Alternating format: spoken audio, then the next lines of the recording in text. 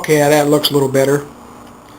Don't want to get it too much on there, or else you'll end up wrecking your windows, and then you're in trouble there. So we're just going to let it go at that. And sometimes it's better off not to keep making perfection, because sometimes when you strive for perfection, you end up with imperfection, and then you got to scrap the whole project, which means you wasted your time.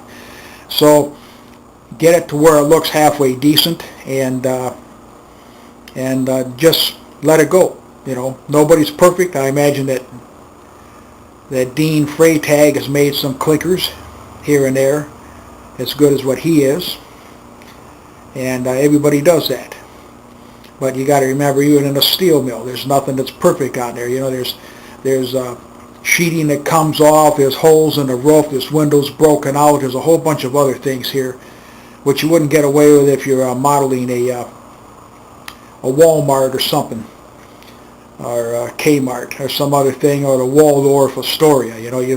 If you had something look like this, you wouldn't end up with any customers. So now I'm going to do this on the other ones.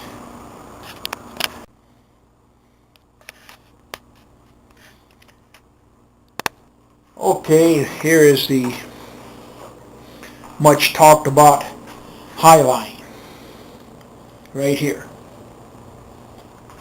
And then you can see the blast furnace division. This will be either furnace bank A or furnace bank B. I'll figure this out.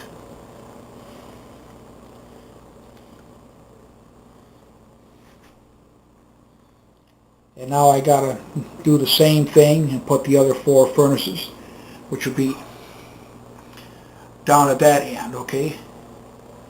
So we're just gonna move over here to give you some idea of the scale.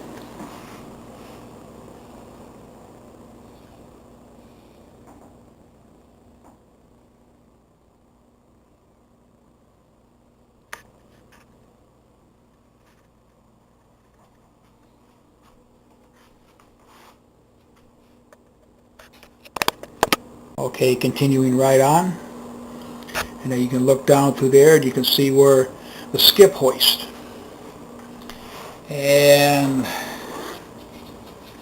this is the skip hoist car here, and you can see these here.